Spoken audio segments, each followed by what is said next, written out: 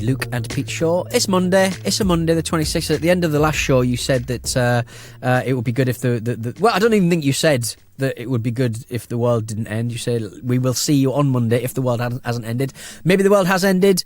Maybe this is just one part of, you know, Amazon server technology that's still operating and it's still busting out the Luke and Pete show to whoever, whichever life form, whichever cockroach chooses to listen to it, I suppose. Pete, just decide yes or no. We're pre-recording this. Yes or no. By the time this comes out, has the world ended?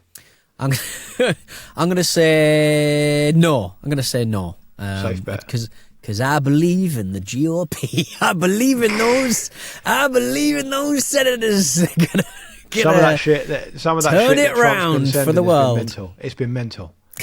It's been like you almost want to get people who support him and go, come on now. Look at it. You keep saying this is just a gambit. But it just seems like a lot of personal grievance, doesn't it? And every other time he's had personal grievance. I genuinely, and I do mean genuinely, woke up to that last Sunday morning and thought that was a parody. Yeah, and hang on, this has been reported everywhere. Yeah, what? Just to have insane. Just to be able to sort of, it was a text message, wasn't it? And it was kind of. And no, it was a Truth Social post, wasn't it, to start with? Oh no, it might have been a text. No, I think it was a text message, and maybe that's why he started, publicising Macron, old sunglasses Macron's text messages. But I mean, by the time the show comes out, I mean, things will have moved very, very quickly indeed, and I will have no doubt watched, consumed, eaten so much. Midas touch and the bulwark just to make myself feel better. None of it seems to change. The GOP have no spine, and they will. I couldn't believe the other day Mike Johnson, the speaker. He was on GB News, wasn't he? Wasn't he on GB News this week? He was addressing the UK Parliament last week. Yeah, absolutely literally wild. Preaching from the pulpit about what should be happening. It's like, mate. We know who you work for, you fucking idiot. You work for that fucking orange fruitcake. Why are you telling us anything? You are regularly emasculated by the world's most impotent orange fruitcake. Don't come into one of the world's oldest and most respected democracies and start telling us what needs to happen, you fucking moron. Yeah. Farage has been quiet, hasn't he? Even though his previous pro-Trump isms, he's sort of kept his head down. He was probably just packing for Davos. Probably just packing because he does not do any work, that man. I love the old guy at Davos that time. Just pay your tax. Pay tax. Yeah. Life will be better if you just paid. Why are we having these conversations when none of you have paid your tax? Pay your tax. I saw a great one the other day. I was cycling back from work the other day, and I saw a bunch of cyclists, the Lycra types, the midlife crisis types. Yeah. Look, we're all in midlife crises. You and I just don't personally have that one. No, but they do. I don't own any Lycra. Is Lycra still a thing that people would use? Well, it was with these guys because they're all wearing Amazon. I'll get this right. A charity cycle ride. Top, so basically, when you do a fun run or something or a cycle, you get a top. They got this top, which is a Lycra cycling top, which was to commemorate the 2024 or whatever Amazon charity cycle for NHS staff. Right. Okay. Yeah. And Amazon was sponsoring it. I'll tell you what would do a really good job in funding NHS staff. Paying some corporation tax. That would probably really swell the coffers. Wings, wouldn't it? Yeah. So why don't you do that? Rather than organising a, frankly, quite tragic charity cycle race where other people, by the way, lest we forget, other taxpayers can donate charity money to Amazon or via Amazon to the NHS, which you're probably going to match or whatever. Well done. Tell you what, right? Just pay the tax. Yeah. Maybe if you just do it from source. Us at Stack have to. Yeah. Some of us. But Stack pays its tax. Stack pays its tax. It's Pete Donaldson's business what Pete Donaldson does. I'm an independent contractor. Yeah. All of my heroes never paid any tax. All the wrestlers, all the footballers, all the ones who played in Spain, they never pay their tax. They always get in trouble. Wesley Snipes. Oh, Snipesy. Snipes was on a weird one. Lauren Hill, didn't she go to jail for it? I believe so. Yeah, she's still on her shit, isn't she? She's still on her Axl Rose turn up 3 hours for a gig. Late for a gig vibe. So I was talking to. I don't know if I told you this. Yeah, she got busted for not paying tax, right? It was like on about $2 million worth of income. And she ended up going to jail for one reason or another. Yeah. And I was talking to my mum about it because I think I was at my mum's house and there was one of those Top of the Pops, Top of the Pops 1997 or whatever, Yeah. And Fugees were on it and stuff, and Lauryn Hill was on it. And I was just talking about it. And then my mum just went, "Oh, yeah, I once chatted to Lauryn Hill on the tube." And I was like, right, "What?" Okay. And my mum said that she was on the tube visiting London years and years ago, and she saw Lauryn Hill, and she was just like, "Oh, hello, how you doing?" And apparently Hello, Lauryn Hill, and she was very nice. She was like, "Yeah, not bad, you. Yeah, nice to talk to you." And my mum just threw that in there. She'd never mentioned that to me before. Oh, that's interesting. I mean, knowing where we are in our kind of podcast careers, if you can call them that, I mean, we need stories. We need content. We need stuff. I could ask her some more information about it. Probably. Yeah. Did she? I mean, I guess she's kind of before her tax. It was before her tax imprisonment. I think they've been back doing Fugees revival concerts, which I find very interesting. But I would say, the like, Fugees. The Miseducation of Lauryn Hill is a brilliant record. It is, yeah. And you were really into like female singer-songwriters and stuff back in the day, so you probably love it, don't you? Macy Gray, Lauryn Hill, all those ones. You were so into Macy Gray, weren't you? Imani Coppola. Who's that? I literally don't know who that is. She did one song, Legend of a Cowgirl, which is very good, which is kind of a country sort of pop song. Well, you're just really into that song? Just really into that song, yeah. I think her album was called Chupacabra. And what was your Macy Gray obsession all about? That was just the first few weeks of university, sort of hanging out in my bedroom listening to what was that sort of big debut? That must. It was called On How Life Is, wasn't it? On How Life Is, yeah. What are you just? So hang on a minute. So let me just get this right. So you're up at uni for the first time, De Montfort, yeah, right? Yeah. And you spend the first couple of weeks of uni because you don't really know anyone. It's all new. I get it. Months. Like, just in was your room on your that, own, yeah. listening to On How Life Is by Macy Gray. While playing the video game Carmageddon II, which is a game all about basically murdering people with your car. So it's an interesting little... What a combo. Well, and eating the food. I mean, the first month of university is great because your cupboards are full of food and, you've got all kinds of options. But once that loan starts to run out over the months, it just gets weaker and weaker, doesn't it? The things that you can kind of pull the levers for. And what else typified your first couple of months at uni? I tipped a bottle of TCP in the cupboard. So my little room smelled like TCP. That was. So were you in halls? I was in halls, yeah. And did you have a shared room? No. I don't. Do we do shared rooms in that? Like I had a shared room. You had a shared room. Yeah, I did.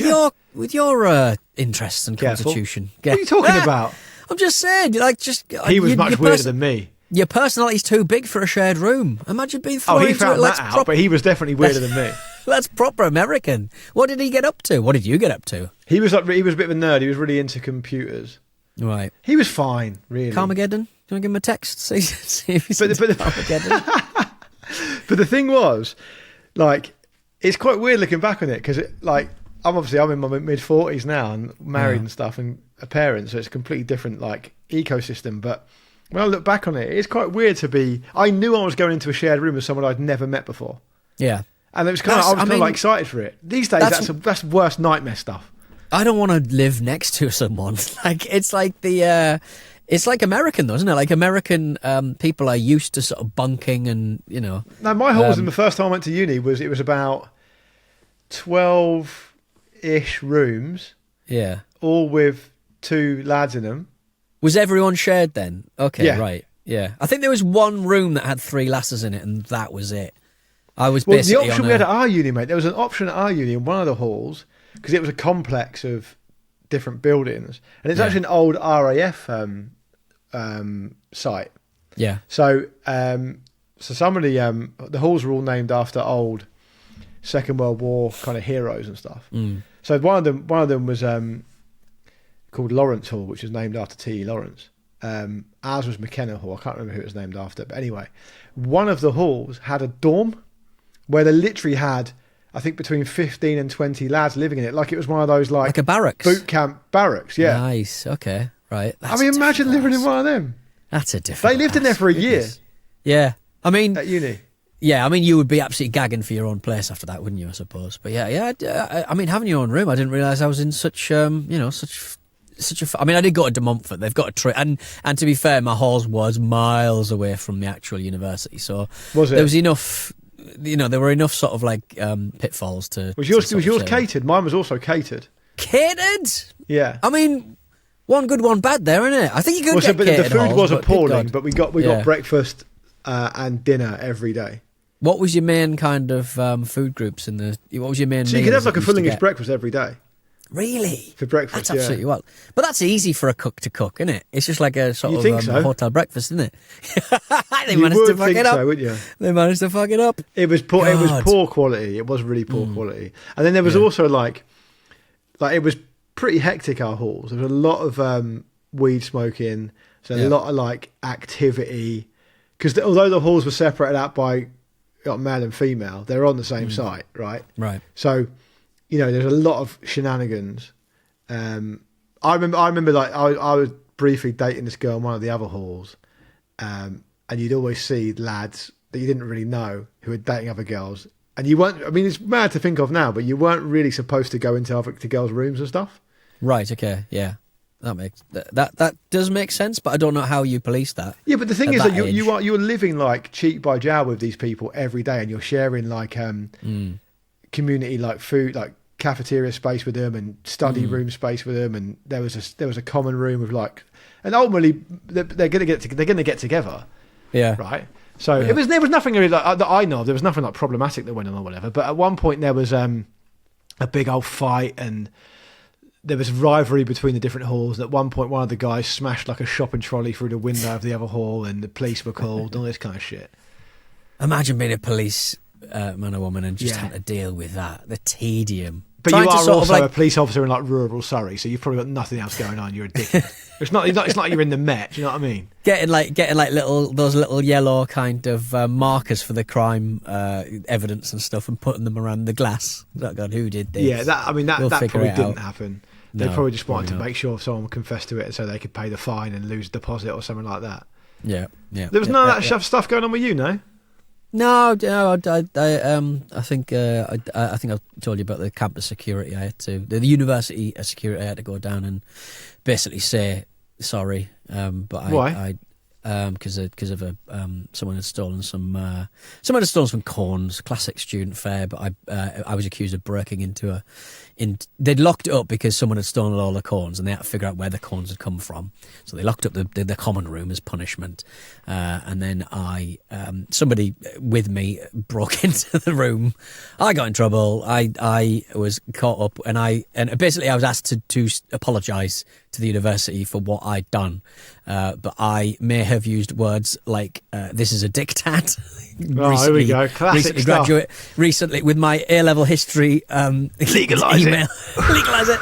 Yeah. I was saying it's a dictat. It's a dictat. It's I'm being told that I've got to say sorry for something I didn't do. Blah blah blah. And the campus security guard let me go eventually. But I did think at one point I was going to get into a bit of trouble there, but I didn't, because let's face it, that crime was pathetic. Yeah. So what was in the common room at your uni halls? Just a can machine. You can go buy lilt. Well, it wasn't like a pool table and like a football table and a TV and stuff. No, I don't even think there was a TV. No, there wasn't a TV. Maybe a couple of sofas, but yeah, I don't think there was anything that you could kind of. Yeah, it wasn't a great little place. I was very happy to sort of move into. I'm conscious that I'm making mine sound good. It wasn't good. It was terrible. You had breakfast in the morning. That's good enough, innit? That's good enough. It was quite fun looking back on it, because I had quite a lot of mates there. It was quite fun, like having dinner together and having breakfast together. You don't really realise how good you've got it with no responsibilities back in those days. Oh, exactly. Full of health, having a right old laugh. Lovely old job. Yeah, brilliant. It was good. All right, let's take a break. When we come back, I want to talk to you about Brooklyn Beckham. Oh God. We're back with the Luke and Pete Show, and Luke, we're recording this a few days in advance, and Brooklyn Beckham's had a day of it, hasn't he? My goodness me, have you seen the Instagram post? I saw the Instagram post. Yeah, it's quite public. It's a quite people public have debunked flounce. Quite a lot of it already. Right, it's quite a public flounce, but it also seems like it was. It also feels quite tame in that he hasn't really got a lot of. He hasn't got much of an axe to grind. You know what I mean? There's not really much juice there, one would suggest, apart from the indication or intimation that his mum ground on him during the first dance, which that for funny. me was the highlight. Yeah, that's the best bit. I mean, it was. Brooklyn Beckham said that he was waiting for a romantic dance with his wife, but my mother danced very inappropriately on me. Yeah, I mean, so what has been poo-pooed, so to speak? Has it been that part about the thing? No, the thing that's been poo-pooed is the dress. Right. Okay. Nice. Right. So there was a problem with the dress. Somebody didn't have enough. I can't remember that. The celebrity PR crisis guys are having a great old time of it though. They're doing op-eds. They're doing quotes on everything. You know. apparently the dress thing has been completely contradicted by several different sources, but I don't know. I mean, I suppose ultimately it's quite a sad story, isn't it? This whole thing. Yeah, and I almost sort of think that once I almost think that he's the guy who did like the photography book and then the chefing and stuff. I do get the feeling that he's a very tragic character anyway, I think. Yeah, but after you've kind of it's difficult to grow up in that world without going mad. But I just sort of get the sense that you're kind of after you've tried a couple of things, you do start to sort of push at the very thing that made your life quite comfortable, just to feel something, I suppose. So I guess some kind of identity. People are saying, oh, well, you could have just gone out and done your own thing, right? You didn't have to be part of this for so long, and now all of a sudden it doesn't work for you, so you're kind of turning heel. Yeah. But it would be a singularly odd life to have, right? From birth, basically. But I don't know, like, he doesn't help himself, Brooklyn Beckham, because like some of the stuff he comes out with, he for 2 weeks he does like I'm going to be a food guy, and then he stops that, and I'm going to be a photographer guy, and then his photography's so bad that he becomes a meme, and then. But the world kind of indulges him because they'll be a. He's almost the ultimate nepo baby, isn't he? Yeah, there'll be a magazine that sort of goes, oh, all right then, you went this week, are you? Come on down and talk about your favourite sandwich or something. Yeah, but he's foray into food stuff that I can think of, and I'm not really someone who actively consumes this stuff, but even off the top of my head, because they've been everywhere, I can think of the blowtorch on the toasted sandwich. I can think of the essentially stone cold raw beef joint that he cooked. And presented to the public. Bear in mind, these are things that he's also presented to the public. It's not like he's just tried it and thought, oh, I'm not putting that out. He's put it out. And the third one was really well on that kind of food top jaw type show. It wasn't top jaw, but it was something like that. And one of the audience listener or whatever viewer questions was, who are your three favourite British chefs? Right. And he could only name one, and that was Gordon Ramsay's chef, because Gordon Ramsay's his godfather. It's like, you're obviously not really that big in the... I mean, I'm not big in the food scene, but you are certainly not big in the food scene if you can't name a single other British chef. Yeah, it is difficult. I mean, I don't know what you can do realistically as a... I would sort of almost go the... who's not Tom Cruise, what's his name? Who's the other Tom who's in Hollywood and he's got a stupid son who speaks in patois? Tom Hanks. Big. Tom Hanks. Yeah. Chet Hanks, legend. Chet Hanks, legend.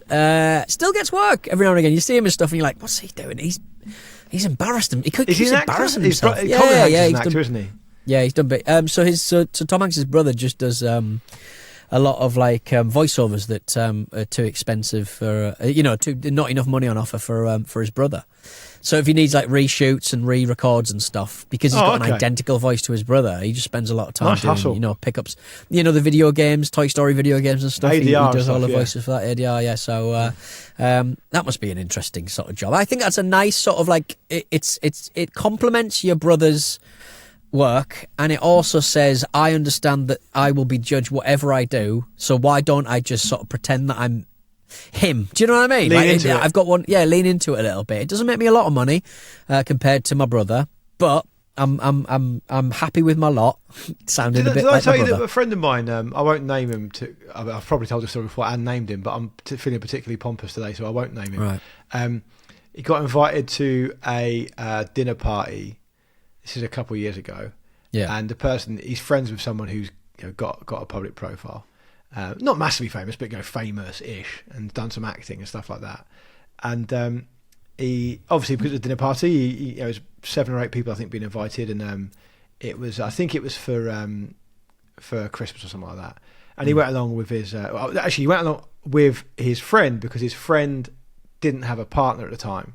And so you just tag along, right? I'll need to bring a +1, so just come along kind of thing. Yeah. Because they live together. And he ended up being sat next to Colin Hanks. Right, okay, and nice. He said he was a good lad, and they all got pissed. And towards the end of it, he was FaceTiming his dad in LA. This was in London, and his dad and Tom Hanks was on the fucking FaceTime, and they're all like, "Hey!" Oh, Tom Hanks, not his brother. No, Tom Hanks himself. Tom Hanks himself, right? Okay, I see. Yeah, I could see you'd be all right. Yeah. Quite good. Yeah. Is Tom Hanks problematic? He's not, as he seems like a good dude, doesn't he? I think everyone gets served eventually, but I think he's managed to sort of avoid it so far. I think. I tell you what, I've been watching a lot of that Ozark, so the main guy out of that, he's obviously been in Hollywood for a long time, and he's spoken at length about his how he's made, like Jason Bateman, how he's made things difficult for people he sort of worked with and stuff. And it was it's quite nice to sort of hear somebody go, I know I'm a nightmare. I sort of grew up in Hollywood at a time where I probably got a lot more rope. But he's like going, I know that he was a child actor as well, wasn't he, Pete? That's what I mean. He's a child actor, and then obviously, once Teen Wolf 3's in the offing, you're kind of like, well, I'm kind of done now. And you take all those years out, and he said he used to be a nightmare because he had some sort of expectation about how he should be treated, but the world had kind of moved on a little bit. So I do quite like someone who sort of goes, I was a dickhead. The bloke out of Homeland as well, the bloke who was also in. This is a lovely little Damian sort Lewis. of trivia thing for the bloke who was in The Princess Bride. He played I think he admitted that he was a nightmare. Oh, the older guy as well. The older guy, yeah. Is he called? What's he called? That's going to annoy me now. It's a good one, isn't it? It's a good one. Is he called Marty someone? Don't think so. It might be actually. I don't know. Either way, but he's already spoke at length about Mandy Patinkin. Mandy Patinkin. Patinkin. Yeah. But yeah, I do like it when people sort of have that sort of self-awareness, sort of go, I know what I was like as a younger man, usually men. I also think that in the acting world, I don't act, but I know people who do, and it's kind of a rarefied place because I think if you are acting like a high-stakes, big-budget thing, you've got to be on it, right? You've got to be good. In some cases, people would have been preparing. Hundreds of people would have been preparing all day for you to do a take or two. It's got to be good, right? Yeah. And the environment for that probably does need to be like perfect. I'm not defending some of the problematic behaviour, but I do think that I'm just trying to be empathetic and put myself in their position. And clearly, they're only acting, so it's not the end of the world. But if there's a lot of money on the line and there's a lot of pressure, and you have to play this part. And you've got to do it the way that you know he's going to get the best performance out of you. And then someone makes a really fucking stupid, basic mistake, which they should know better for. I can kind of understand the frustration, I guess, is what I'm saying. Yeah, I mean, I can understand it. Yes, I can understand it, but I guess it's how you kind of express yourself. And I think probably you've got to remember that you're on set for a long fucking time. Like you are, they insist on you kind of being there for ages. And as you go through the ranks, I imagine you get to a certain point where people use quite a lot of doubles. So whenever you see the back of the head of like the main actor in anything, like that's not their head. I'm yet to find someone who has the same back of head as I have, so I could become a celebrated double. But it's kind of Teabag from Prison Break. Exactly. Yeah. Well. Yeah. I don't know what's happening. Where I think he might have been cancelled. I think it's you get to a certain level and then you get doubles and stuff. Like hasn't Eddie Murphy got famously like 9 or 10 doubles, and he barely does any of his own kind of acting anymore. Tom Cruise does all his own shit, doesn't he? Everyone's always talking about that. Yeah, and I think when he has an impassioned plea during COVID, basically saying, look, if you fuck this up, there'll be a lot of people out of work. On this set, and he's really, really angry about it and stuff. But it kind of made sense because he wanted to keep the Mission Impossible wheels on the track, so to speak. Yeah, I guess he's like a one-man industry, isn't he? Yeah, a little. Do you know if anyone know if he still? Does anyone know if he sends Alex Zane a Christmas cake every year? I believe he does. He yes, mentions it. And a coconut cake. Yeah. I think Dave Berry, who does the Breakfast Show on Absolute, was in an interview and asked if he could have a cake. So he got a cake as well. And then how many does Tom Cruise say? Because I am impressed by Alex having a cake from Tom Cruise every Christmas, but I need to be fully impressed. I need to know how many are sent. Because if it's like 10,000, I'm not bothered. I reckon it's probably about 100.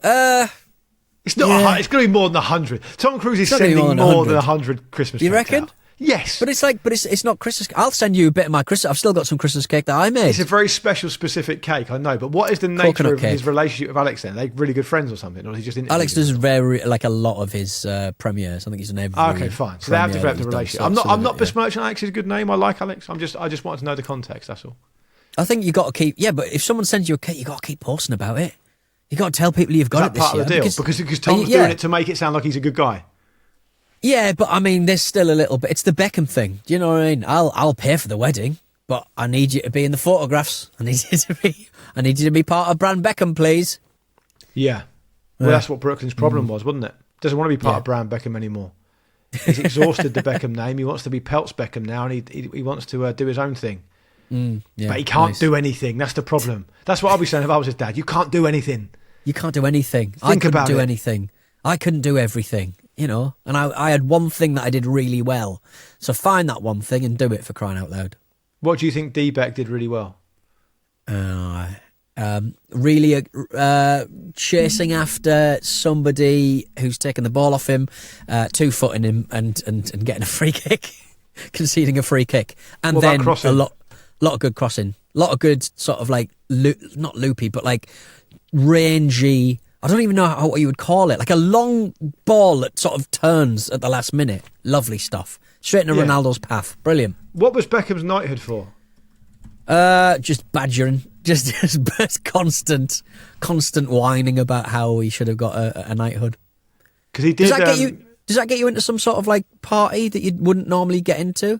Does that kind of like... Does that matter? There was an email leaked on there when he was really pissed off about not getting one. Yeah. Like, why do you care? You're richer than God. You have achieved everything a footballer can achieve, apart from like the World Cup and stuff. But like, what? Like, why do you care about that? Like, he got it for services to football and charity, apparently. Presumably, all of the people that generationally would matter to are gone or going. Do you need the thumbs up from? Well, the fat thumbs up from Prince Charles. Really? It was a long time ago, wasn't it? It would have been under the late Queen Elizabeth II. Oh, he got it recently, didn't he? He got it this year. Did he? That was his knighthood. Yeah, that was because he's been badgering for ages. That's why it surprised me to sort of learn that he's doing it now. I know he's been badgering for ages. I thought he got it a while ago. No. Oh no, it was November 2025 by King Charles. Yeah. Yeah, Charlesy finally clearly the Queen was the logjam. She was having none of it. She's like, look, he's not my. I don't like the cut of his jib. When I go, my guy. I was a Keith shuffle Gillespie off man. this veil of tears, Charlie. You can do what you want. Exactly. Right? Yeah. Do what you want. There we go. All right, Peter. All right. I don't have any beef with Beckham. I have to say that. No, I think we all broadly like Beckham. Yeah, we all. And I would also say that Beckham, according to his own Wikipedia page, is a staunch monarchist and queued for 12 hours in September 2022 to see Queen Elizabeth II lying in state at Westminster Hall. Not like Phil and whatever her name is. Outrageous. That's the least of Phil's problems, isn't it? That's the least of Phil's problems. Yeah. All right, then. We'll be back on Thursday. Get your batteries in for crying out loud. hello@olympicshow.com. And we'll see you then. See you then.